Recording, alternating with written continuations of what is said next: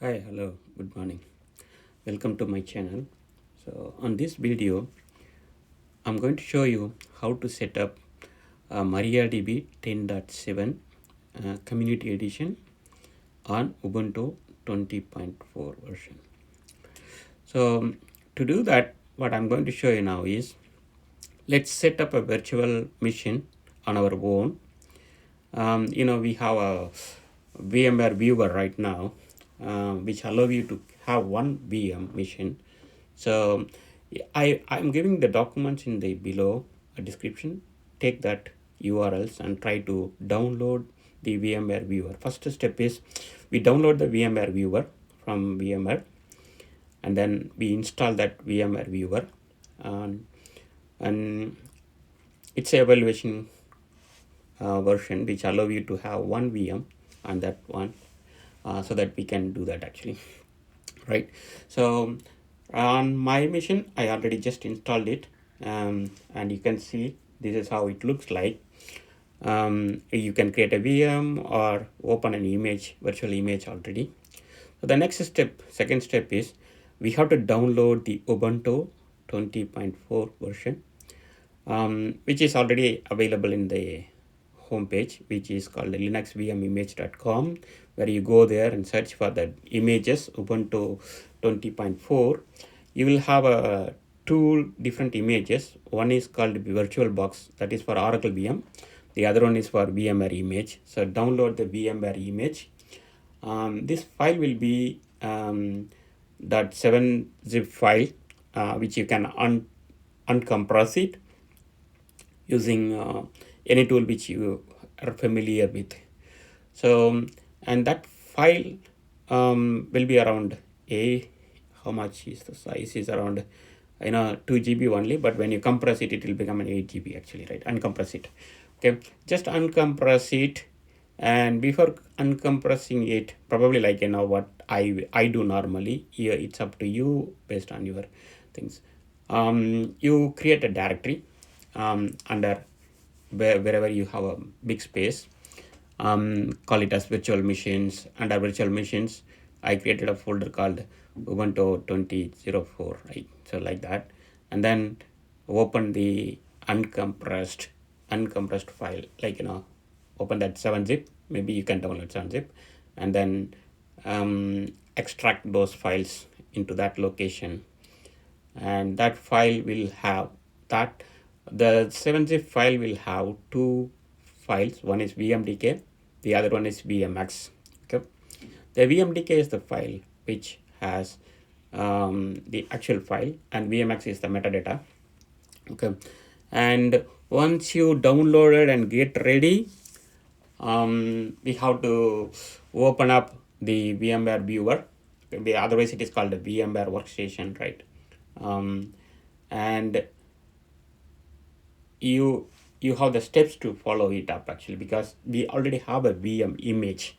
So we just open it up, that image, and then it make it as a VM in that one actually. You can see in my video. There are steps to do that, but the descriptions will be able to see in the below video. Use it, and then so just open the VMware viewer first, and go to that, on the file, click on the location where we put the VMDK file. Actually that uncompression will take a time, so probably you prepare it before this video so that it will be easy for you, and you can do for it actually, right? So we just need to open the VMDK file on that directory, and it will, by default it will bring the VM name same as the image name, which is created by the virtual images, so the website, and you can rename the machine name. Okay, but underlying file name, it will not modify it actually, so don't worry about that actually. And then it once you bring it on, right, it will show the VM name, and then you have an option, edit settings. in the settings, you will be able to change the CPU, memory, and the hard disk size and network adapters actually. Normally, we don't change it, but if you want to change it, you change it accordingly, right? Okay, let's wait for that screen. Until then, thank you for watching my channel, and if you haven't subscribed this channel, please subscribe it.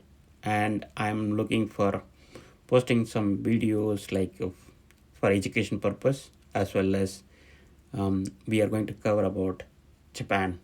You might have already seen some videos which is taken in Japan for various seasons and other stuffs also. It will be interesting for you guys to watch it actually.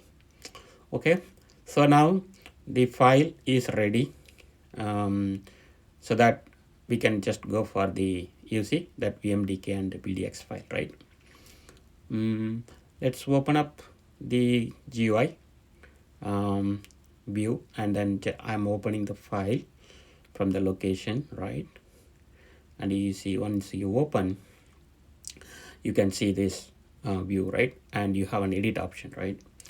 And on this edition, even if you don't change anything, network, try to change it NAT, because the bridge network, right? From NAT to bridge network. Why? Because if your computer has internet access, because this installation is not the manual installation actually, it will get the repository related files. There are some dependencies files which might require, which will automatically get it from the Ubuntu Mariadb repository, right?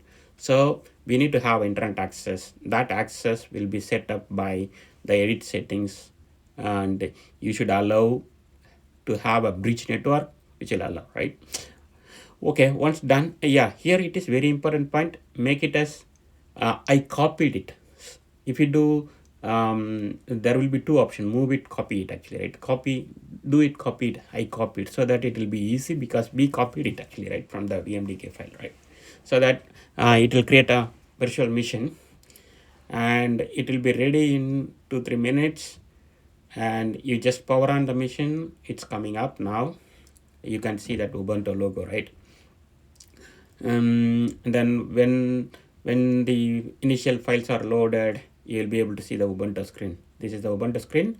By default, Ubuntu, and password is Ubuntu for this image which where I locate. If you use my URL, like this is where the URL which I took it actually, right? And then it is Ubuntu. You can log in, and then you can see the pages, right? Okay, so initially there will be like account settings and other stuffs. You can just skip, next, and it will go to the desktop view, right? And here you can see you have that terminal. Right click on the screen and choose a terminal, and if you given the way which I told you, bridge, you will be able to see the IP address which is on the same network of your PC actually. Okay, note down the IP address so that we will be able to connect from your computer. PuTTY, just go to the PuTTY and IP address, type in the IP address and specific font size, whatever you wanted. Probably you might be already familiar with the PuTTY, right? So when you connect, it will ask for confirmation. Just say yes, and then use the login name as Ubuntu. Password is same for initial settings, but you can change it later, right? That's it. So the virtual machine is ready right now. So the next step is we should be able to create the user, right? Create the user first actually, right? So and the user should be like, or in parallel, what I'm doing right now is trying to download the files, right? So Mariadb, go to, and then product, you can see the downloads, Mariadb community edition, right? And then you choose for download community edition, and then under this you choose Ubuntu AMD64, and the version is 10.7, and you click on download. That will download the file actually. That is the Mariadb file, and right now the Mariadb file is also ready. So which we have to transfer from your computer to the virtual machine. That is what, once you enable the putty, it will be easy for you to just download it, right? So we can just send it from your local computer to the virtual machine where we are going to install the Mariadb on it, right?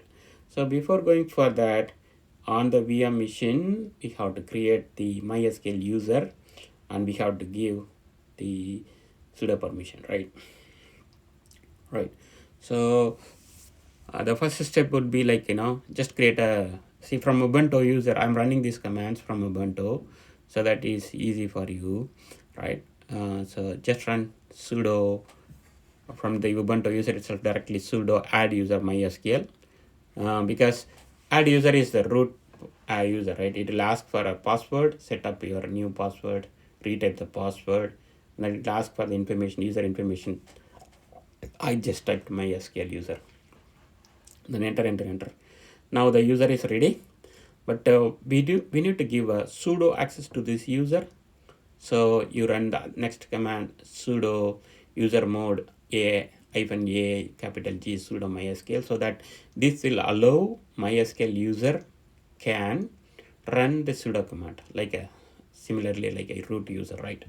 Because the method which we are going to do it through root user actually, because it need to create some services.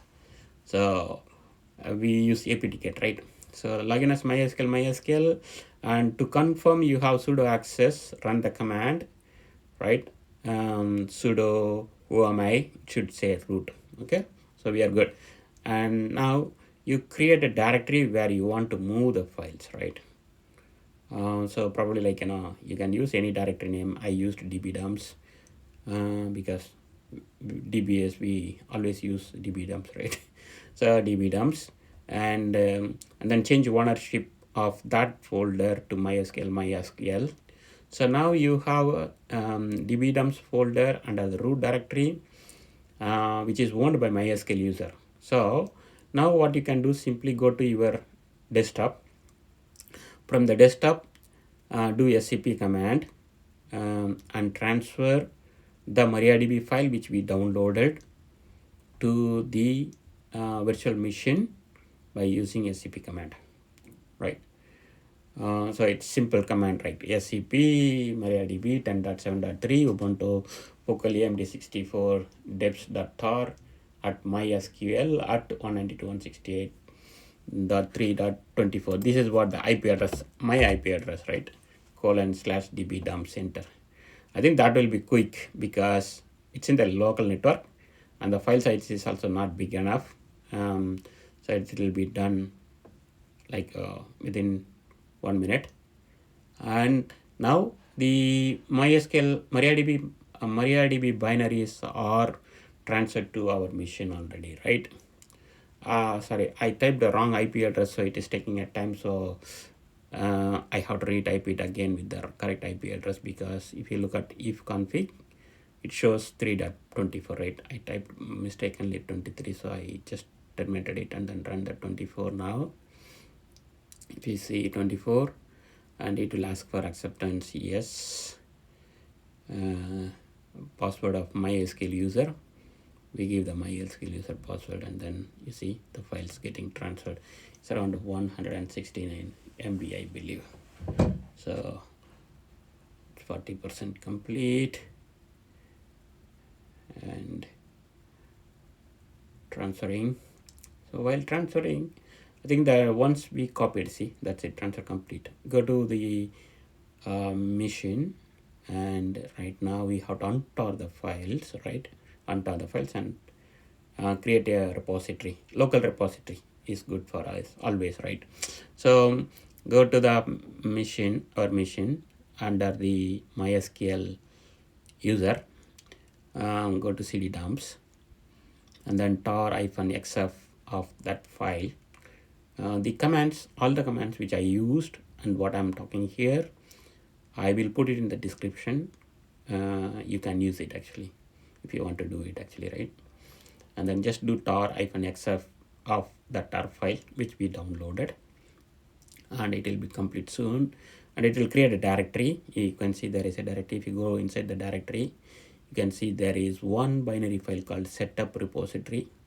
So this setup repository need a root access, so you have to do sudo/setup directory, and you should see like a setup completed, right?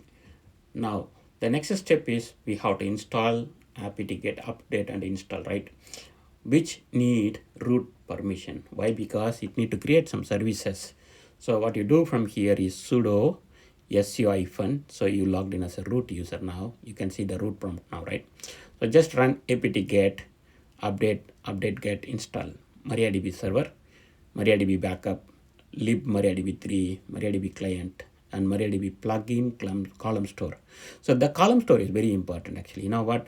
Columnstore, that is the intention of this video itself actually. Columnstore is a new engine, and not a new engine, it is an existing engine, but they had it as a product earlier. Now they are giving it in the community edition also, which we can use it. Mainly it is used for the analytic purpose.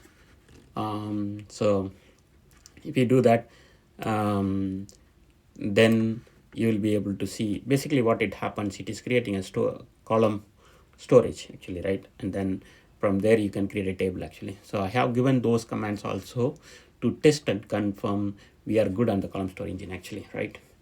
The installation takes a while, and also it creates some kind of services. The main services which we are using is Mariadb and Mariadb Columnstore here actually. Yeah, the services will be created and it will be added to the systemctl. So you know, in Unix flavor, right? Linux flavor, we use systemctl to stop the service and start the services. So that services will be created here. Okay, the installation is completed. Just type in MySQL. Okay. So the services will be running. MySQL, it will connect to the database now, right? So the MySQL is running, and you can see that is 10.7.4. What we can do, just let us check the Columnstore plugin is there. Select plugin name, plugin status from information schema, where plugin library will let you know all the libraries used for Columnstore, right?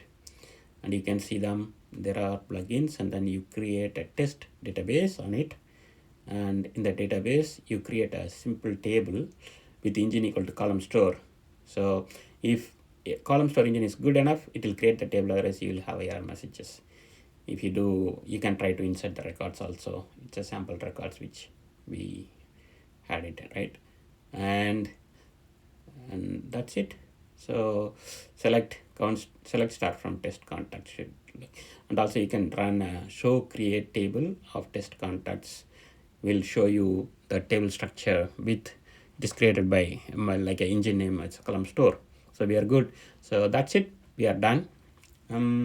Additionally, I have given us some commands like, you know, how to stop the services, right? Mariadb start, and then status also you can see restart the services. One thing you have to make a note here is, you know, there are two services here. We are talking about Mariadb service and Mariadb Columnstore, right?